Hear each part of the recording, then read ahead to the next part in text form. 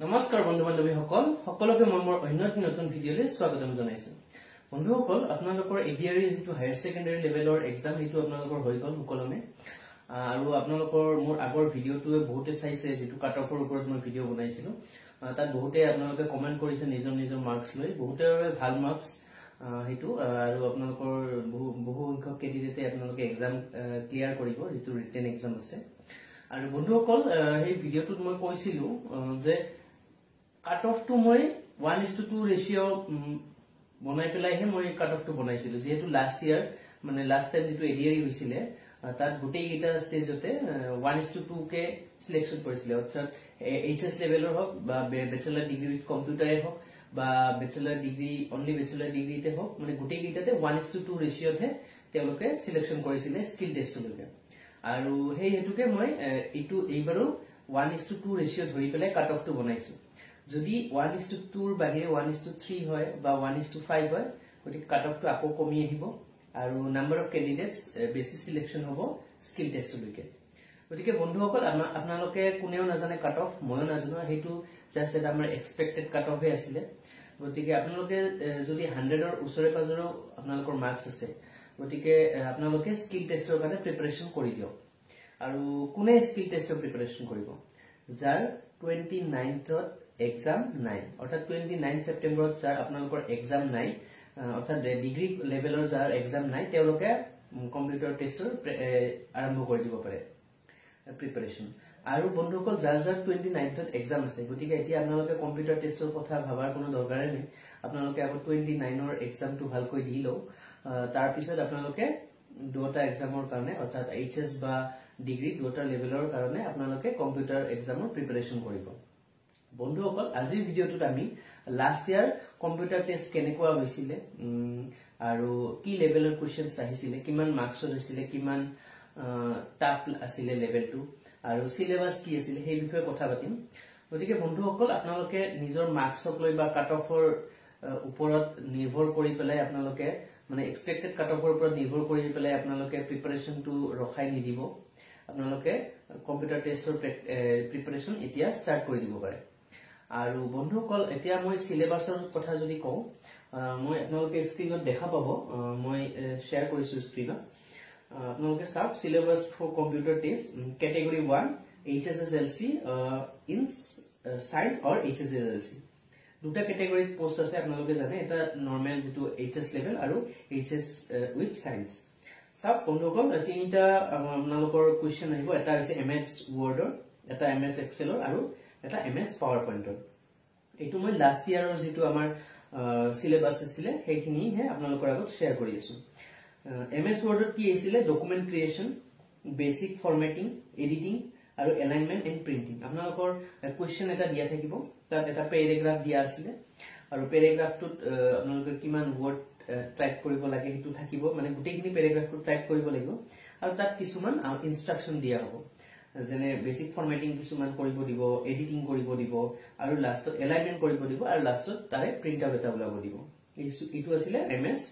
ওয়াৰ্ডৰ আৰু এমএস এক্সেলত কি আছে সব বন্ধুসকল basic functionalities of MS Excel basic formula alignment and printing আপোনালোকৰ ধৰক এক্সেলত কি দিব পাৰে স্যালাৰি স্লিপ দিব পাৰে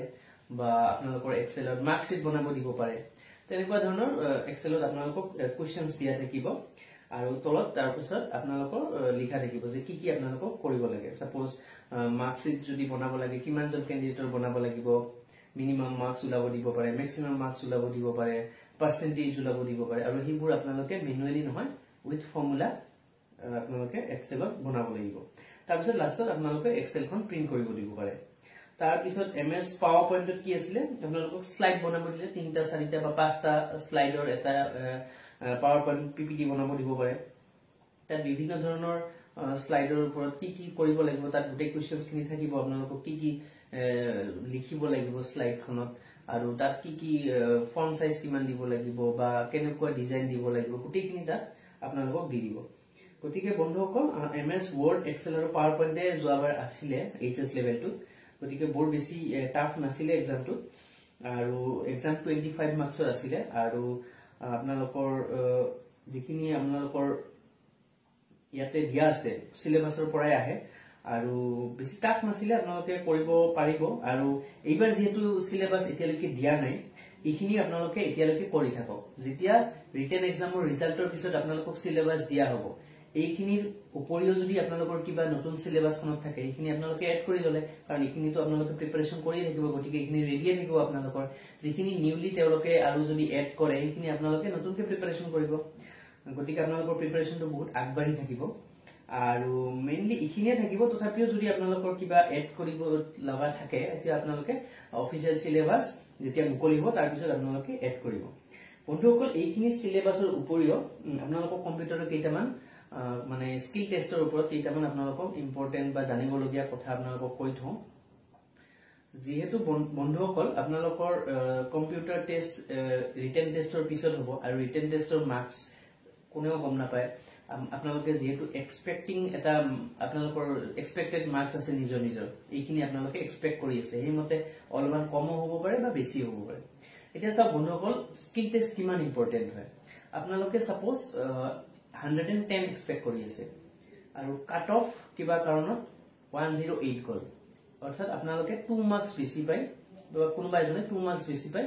ৰিটেন ক্লিয়াৰ কৰিলে এটা নেক্সট স্টেজ যেতিয়া স্কিল টেষ্ট হ'ব তেও সাপোজ ভালকে প্ৰিপাৰেচন কৰা নাছিল স্কিল টেষ্টৰ তো বাট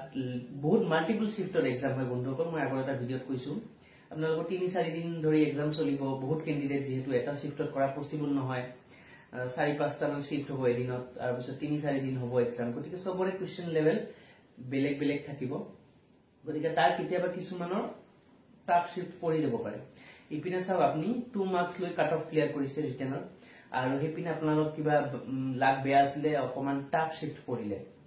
তেতিয়া আপোনালোকৰ কম্পিউটাৰ টেষ্ট ইমান ভাল নাযাব পাৰে বা আপুনি সাপোজ ইজি শিফট পৰিলো আপুনি কম্পিউটাৰ বা স্কিল টেষ্টৰ ইমান আপনি ইম্পৰ্টেন্স দিয়া নাছিলে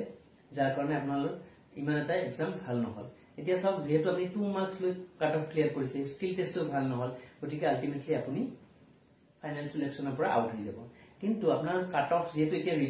ৰিটেন এক্সামৰ মাৰ্কসক লৈ কৰিব লগা একো নাই এক্সাম আপোনালোকে দিয়ে দিলে গতিকে আপোনালোকৰ এতিয়া কাট অফত কৰি যদি অকমান 2-3 নম্বৰো আপোনালোকে বেছি থাকে আপোনালোকৰ আৰু ইপিনে যদি স্কিল টেষ্ট বহুত বেছি ভাল হৈ যায় অৰ্থাৎ 25 ৰ ভিতৰত আপুনি 23-24 বা আউট অফ 25 পালে এতিয়া আপোনাৰ কি হ'ব এই যে কাট অফত যে অকমান জাস্ট কাট অফটো ক্লিয়াৰ কৰিছিলে আপুনি হেতু ব্যালেন্স হৈ যাব মোৰ এটা এক্সাম্পল দিও বন্ধুসকল লাষ্ট এক্সামটোত মোৰ ব্যাচেলৰ ডিগ্ৰী উইথ কম্পিউটাৰত মোৰ দুখনে ক্লিয়াৰ হৈছিলে এইচএস লেভেলটো ক্লিয়াৰ হৈছিলে আৰু ব্যাচেলৰ ডিগ্ৰীও ক্লিয়াৰ হৈছিলে ব্যাচেলৰ ডিগ্ৰী লেভেলটোত কি হল মোৰ শিফট টু টাফ শিফট পৰিলে আপোনালোকে বহুতে হয়তো জুনে লাষ্ট ইয়াৰ এক্সাম দিছে গম পাব দুটা বহুত কিটা শিফট হৈছিলে তাৰে ফাৰ্স্ট ডে সেকেন্ড শিফট আছিল মোৰ ফাৰ্স্ট ডে আছিল সেকেন্ড মোস্ট প্ৰবাবলি মুঠতে মোৰ সেকেন্ড শিফট আছিল আৰু সেকেন্ড শিফটটো বহুত টাফ গৈছিল বন্ধুসকল সেকেন্ড শিফটত জুনে এক্সাম দিছে সকলোৱে গম পায় বহুত টাফ আছিল এক্সেল শিটখনতো একদম কি কৰিব দিছে একদম মানে বহুত টাফ আছিল ৰিজনিং টাইপৰ আৰু তো ইমান এটা ভাল এক্সাম নহল এক্সামৰ পৰা ওলাই আহিয়ে মই ভাবিলো যে নাই এবাৰ সাকে নহব